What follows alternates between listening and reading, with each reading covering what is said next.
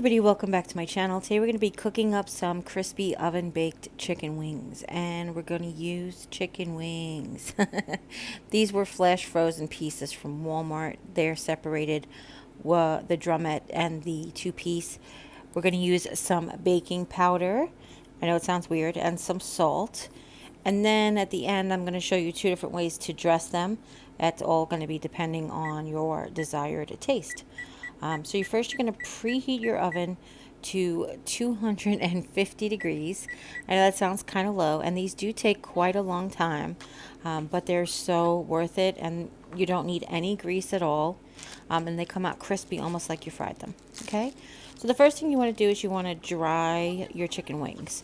I like to take my bowl, as you can see there. I lined it with 2 layers of paper towel. And then I take my defrosted chicken wings out of my bag. These come in a giant bag, 4 pounds I think you get. They're flash frozen, as I said. They're really a nice size chicken wings. And what we do is we separate a portion that we want to have for dinner into a Ziploc bag to let them defrost and keep the rest in the freezer. Okay? So then you want to take 2 layers of paper towels and you want to dry them the best you can. That also helps with the crispiness. The baking soda and the salt, as well as drying them and cooking them slow and low, are really what makes these a fantastically tender and crispy chicken wing. Okay?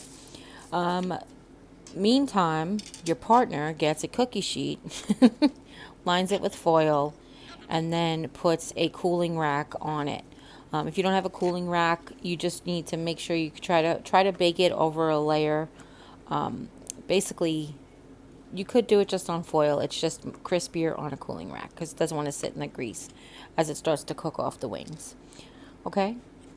And now you're going to add the baking soda. Like I said, this is a tablespoon or 3 teaspoons of baking soda, and a 1/4 teaspoon to a 1/2 teaspoon of salt. That depends on your desired doneness, tasteness, and the size of your wings and exactly how much you have.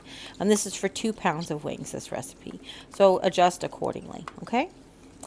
And then you want to toss it around to coat evenly. This is usually enough to coat all these wings. You may have some left over, so you just want to shake off the wings as you put them on the cookie sheet. Once your pan comes to temperature, go ahead and plate these up. And you want to leave spaces. Don't crowd your plate. You don't have to leave like 2 inches or anything, but you definitely want to let them have space between them for the air to flow so they can crisp up. So if you're going to make more than 1 batch, you may need 2 cookie sheets. And if that's the case, I would go ahead and switch the top and bottom rack cookie sheets halfway through the cooking, just to get it more evenly, okay? Then you're going to go ahead and place them in your 250 degree oven, and we're going to set the timer. I know it's going to seem like a long time, but for 35 minutes. And then we're going to increase the temperature to 425 degrees and bake them for 45 more minutes. So altogether, these chicken wings are 1 hour and 20 minutes, but I'm telling you guys, so worth it. So after the timer is up, you want to go ahead and raise the temperature to 425 and then set the timer for an additional 45 minutes. What Jimmy and I like to do is we like to turn the pan and then turn the chicken wings halfway through, okay? So he has set the timer for 15 minutes so that we can turn the chicken wings over and then turn the pan around. I don't think you get to see him turn the pan around, but he is turning over the wings. Sometimes you get 1 or 2 that might stick a tiny bit, but that's a kind of a rare occasion. I guess that would be depending on your cooling rack and its non-stick ability. But you could see there he had one on the very, very end. The very first one he turned over had a little sticky spot. It also could be because I missed some of the baking soda at that particular junction. And then you want to go ahead and put them back in the oven. Sorry for the wobbliness, folks. And you want to set your oven for the remainder of the time. So for us, it was 15 minutes to check on them.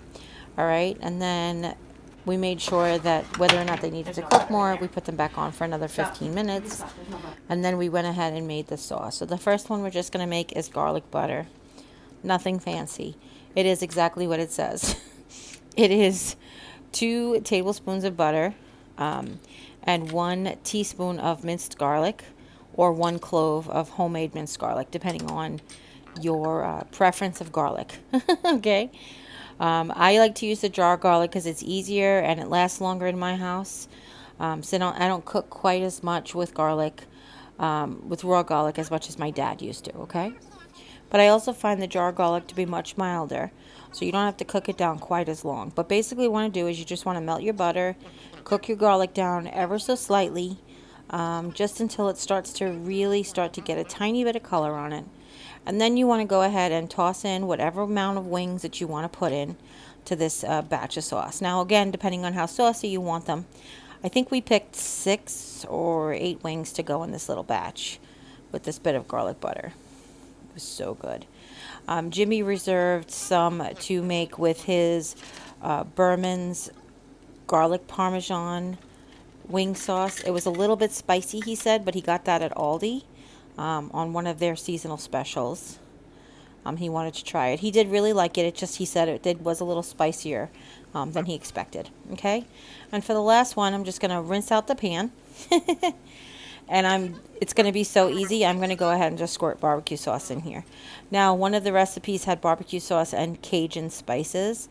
One of the recipes had not teriyaki. It was a teriyaki chicken. So it was soy sauce, brown sugar, garlic, and a splash of ginger. And then the top came off the barbecue sauce. I'm telling you guys, it happens to everybody. But I just wanted to go ahead and cook down the barbecue sauce on the wings. This just made it that much more delicious and special. It really did. And like I said, he took the rest and reserved. I'm sorry about the shaky camera. My cameraman is an amateur. And there you go. That's it for all 3 kinds of wings, actually. Hopefully you like this video. If you do, give it a thumbs up. If you have any questions at all, please leave them in the comments down below. Don't forget to share with friends and family, anybody who might be interested in making any of these delicious chicken wings. And if you haven't yet, click subscribe. And when you do, a little bell will pop up. When you ring that bell, YouTube will let you know whenever I upload a new video. And as always, take care, God bless, and we'll see you next time. Bye!